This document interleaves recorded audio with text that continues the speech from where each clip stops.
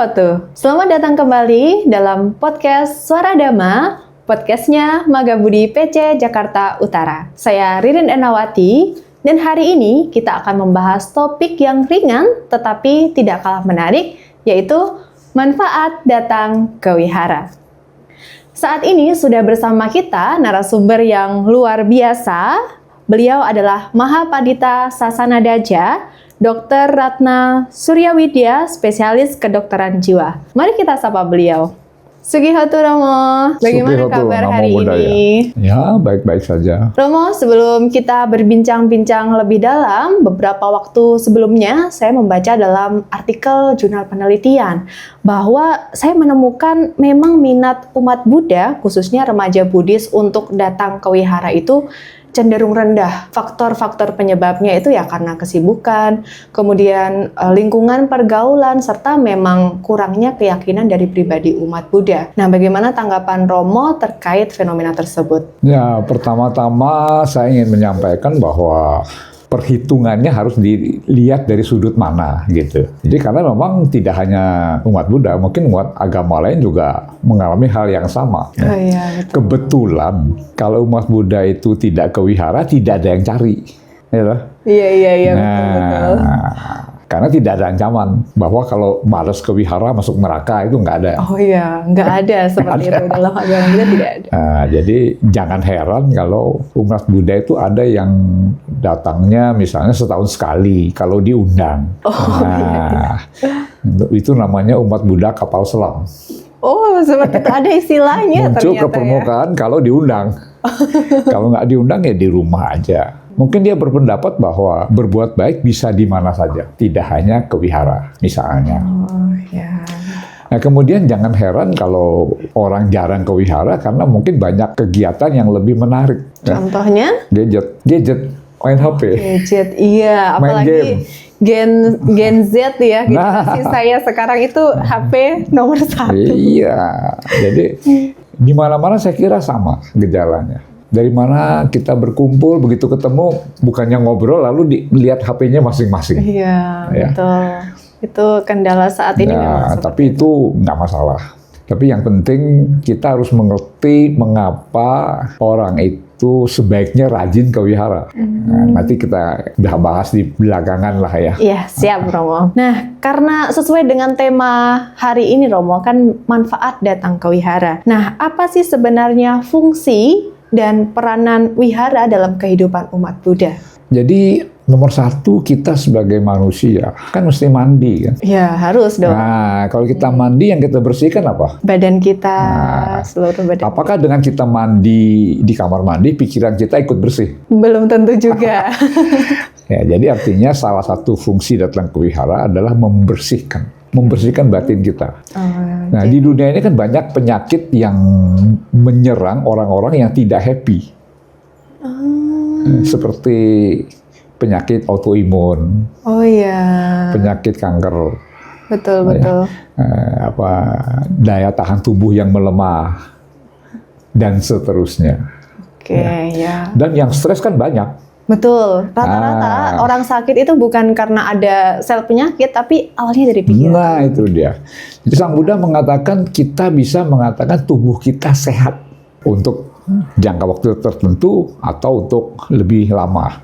Tetapi nggak ada yang berani mengatakan jiwa saya sehat 100%. Iya. Selalu ada masalah.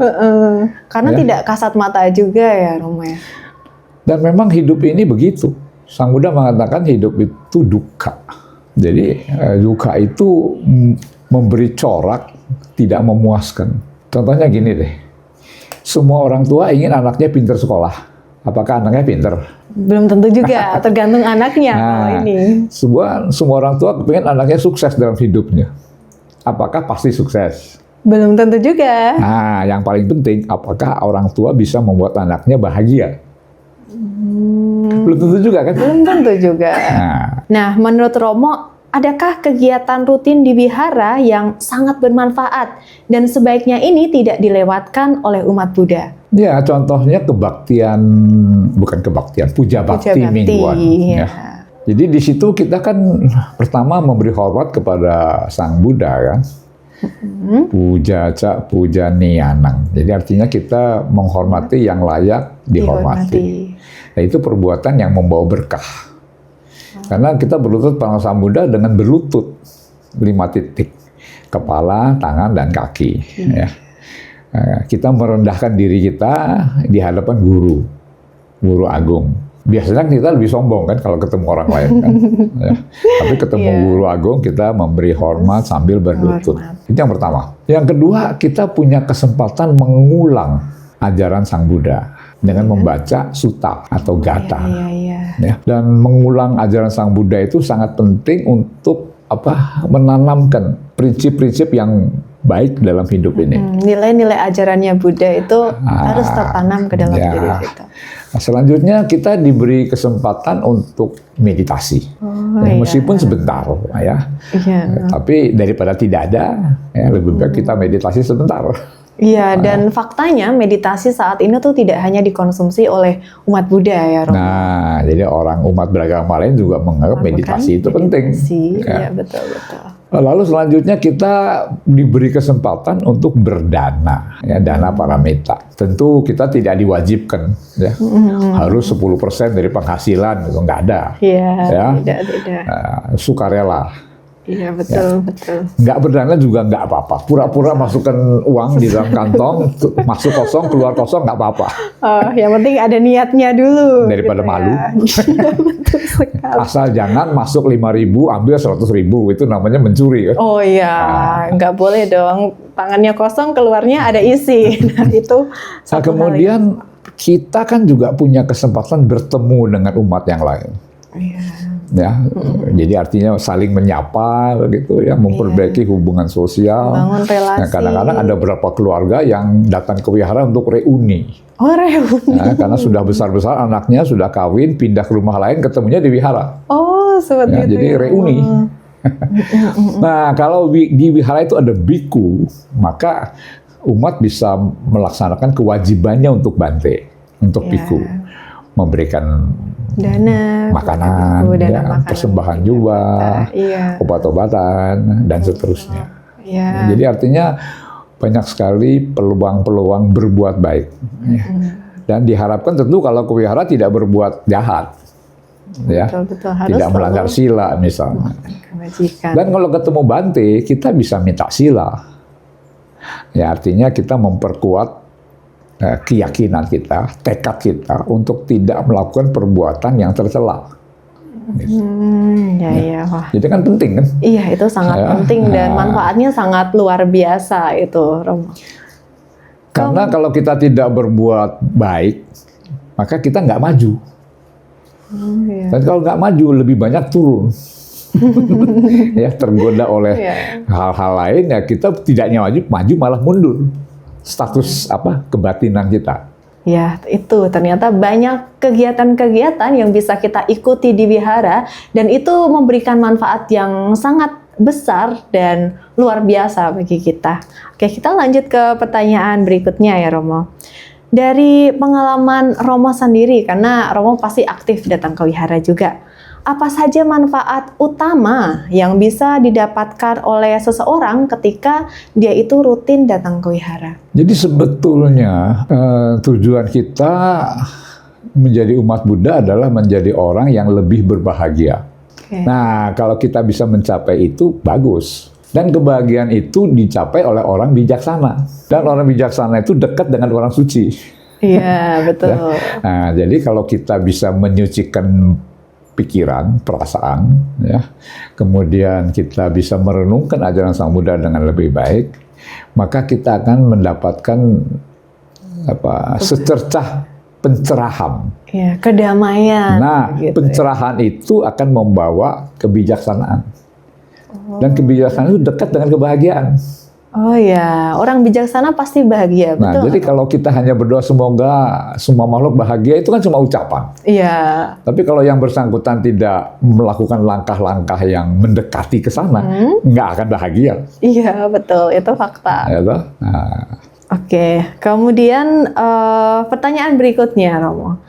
Bagaimana datang ke wihara ini bisa menjadi kesempatan untuk melatih dana paramita? Dan sebenarnya saya tertarik dengan istilah perpuluhan, Romo. Nah, perpuluhan itu apakah ada di Buddhis dan bagaimana tanggapan Romo terkait hal itu? Begini, salah satu tujuan kita ke wihara adalah melatih diri untuk mengurangi kemelekatan, terutama terhadap uang. Iya, betul. Nah, karena semua orang senang sama uang. Iya, saya juga, Romo. Kalau Anda senang sama uang, saya juga sama. Oh iya. Jadi kalau misalnya saya meletakkan di dompet saya pecahan uang, paling kanan 100.000, paling kiri 5.000 misalnya. Iya. Kalau saya masih melekat dengan uang, saya ambil yang 5.000 atau yang 2.000 berdana. Kan nggak ada yang tahu kan? Iya. Nah, nanti lama-lama saya harus pindah itu. Ke yang Dari 5.000 jadi 10.000, 20.000, 50.000, sampai 100.000. Sampai nanti saya bisa ngambil yang 100.000 tanpa berpikir. Meskipun mula-mula saya mulai dengan yang 5.000 atau 2.000. Itu namanya berlatih. Kita nggak mungkin dalam sekejap menjadi orang yang murah hati, nggak bisa. Iya, iya. Jadi kita harus berlatih. Nah, berlatihnya di mana? Ya di wihara. Ya, berlatih untuk tidak melekat pada uang. Karena semuanya juga melekat sama uang. Kita butuh uang, nggak ada uang susah kan? Memang uang bukan segala-galanya. Tapi tanpa uang hidup kita menjadi susah banget. Sengsara namanya. Ya, serba repot lah. Iya, betul, Romo, setuju. Nah, tapi kalau kita melekat pada uang, meninggal dunia masuk alam peta kan? Iya, dong. Siapa yang mau? Karena keserakahannya itu Nah, besar iya. kalau punya kemelekatan seperti Jadi itu. secara pasti kalau kita rajin ke wihara, kita akan berlatih mengurangi kemelekatan pada materi. Dan itu di tempat lain susah itu latihan begitu. Iya, betul. Ya.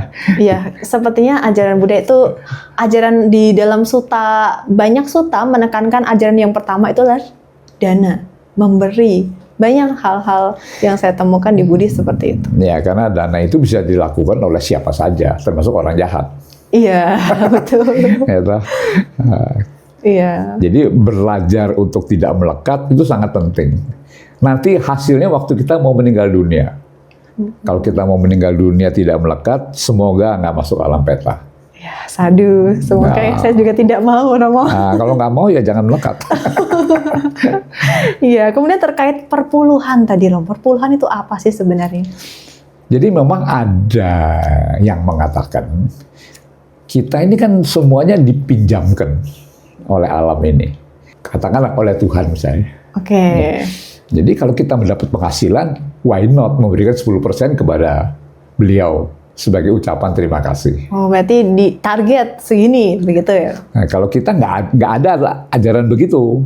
Ya, jadi kita tidak berdana juga tidak dihukum. Tidak dihujat. Iya, iya. Kenapa? Karena kita masih melekat kan. Betul, Nah, betul. jadi untuk belajar tidak melekat itu harus dilakukan secara bertahap. Tidak bisa sekaligus. Iya, jadi nggak perlu pakai budget gitu lah Nggak usah istilahnya. maksa-maksa. Ya, percuma lah dipaksa nanti menyesal. Oh iya, daripada saya danain. Wah, tadi saya berdana buat- kebanyakan itu. Daripada begitu kan lebih baik kita berlatih sesuai dengan Iya, kemampuan. tuh, sedikit demi sedikit lama-lama menjadi bukit. Nah, ada pepatah seperti itu kan ya, Rom? Iya, betul. Oh iya, oke, bisa dipahami. Nah, ini ada pertanyaan yang unik, Romo. Ketika seseorang rutin datang ke wihara setelah berbuat salah, apakah itu bisa membantu memberikan pengampunan terhadap dosa-dosa atau karma buruknya? Dalam agama Buddha tidak dikenal pengampunan. Yang ada adalah menyadari kesalahan itu, kemudian bertekad untuk tidak mengulangi. Oh iya. Ya, karena kalau tidak disadari, dia akan mengulangi kesalahan yang sama, berulang-ulang. Akibatnya masuk neraka kan. Iya. Nah, tapi kalau dia ke wihara, dia menyadari dia telah berbuat salah dan bertekad untuk tidak mengulangi kesalahan yang sama, maka dia berhenti berbuat salah kan. Belajar dari kesalahan. Nah, setelah dia berhenti berbuat salah, dia mulai banyak berbuat baik. Karena memori yang ada di kepalanya itu tidak bisa dihapus dengan begitu saja. Jadi sesudah orang melakukan kesalahan, dia kan menyimpan itu kesalahan di otaknya. Iya, iya. Ya, dan itu tidak mungkin terhapus dengan mudah begitu. Iya, berarti caranya untuk membuat dosa-dosa atau karma buruknya itu menipis membuat perbuatan baik lebih banyak persentasenya di batin kita. Ya. Oke. Nggak ada cara lain. Tidak ada yang instan seperti Nggak itu. ada. Bahkan mie instan saja untuk memasaknya kita harus merebusnya dulu, Iya. tuang bumbunya dulu, seperti Tidak itu. langsung kenyang kan? Iya, tidak langsung. Melihat saja membuat kita kenyang, tidak bisa seperti itu. Kemudian Romo, ketika seseorang rajin datang ke wihara, apakah bisa dipastikan dia itu akan masuk atau terlahir di alam surga? Tergantung. Karena kelahiran dalam surga itu tergantung dari perbuatannya sendiri. Contohnya gini, ada orang bersimpati ya, melihat majikannya mendirikan kuti. Ini zaman Sang Buddha ini. Iya, iya. Ya. Setelah meninggal dunia, dia masuk alam surga. Padahal dia tidak melakukan apapun, hanya bersimpati. Hanya bersimpati aja. Wow. Jadi bersimpati kepada perbuatan yang baik, itu sudah membawa dia ke alam surga. Nah, ketika mata Kundali yang dalam keadaan sekarat mau meninggal dunia, oleh ayahnya diletakkan di beranda rumahnya, dengan menatap kepada Sang Buddha, lalu dengan konsentrasi kepada Sang Buddha, dia meninggal dunia masuk jadi dewa juga. Wah, luar biasa ya. Nah, jadi artinya surga itu bukan tujuan akhir. Ya, jadi ada kelahiran di alam surga, nanti ada kematian di alam surga. Karena itu Sang Buddha tidak menganjurkan kita semuanya berbondong-bondong ke surga. Iya. Daripada ke neraka memang lebih baik ke surga. Tetapi surga itu bukan tujuan akhir. Tidak selama-lamanya kita akan hidup di surga. Ya, jadi ada waktunya kita akan berhenti hidup di surga dan pindah ke alam yang lain. Nah, jadi tujuan akhir umat Buddha adalah nibbana. Oke. Ya, atau nirwana. Ya, iya. Oke, bisa dipahami Romo. Kemudian Romo, saya mendapat info bahwa Romo Surya ini merupakan salah satu pendiri Yayasan Buddha Sasana dan pernah juga menjabat sebagai ketua yayasan.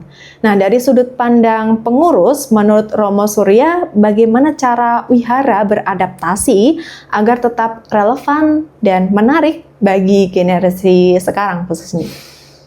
Ya, saya mendirikan Yayasan Buddha Sasana tahun 90.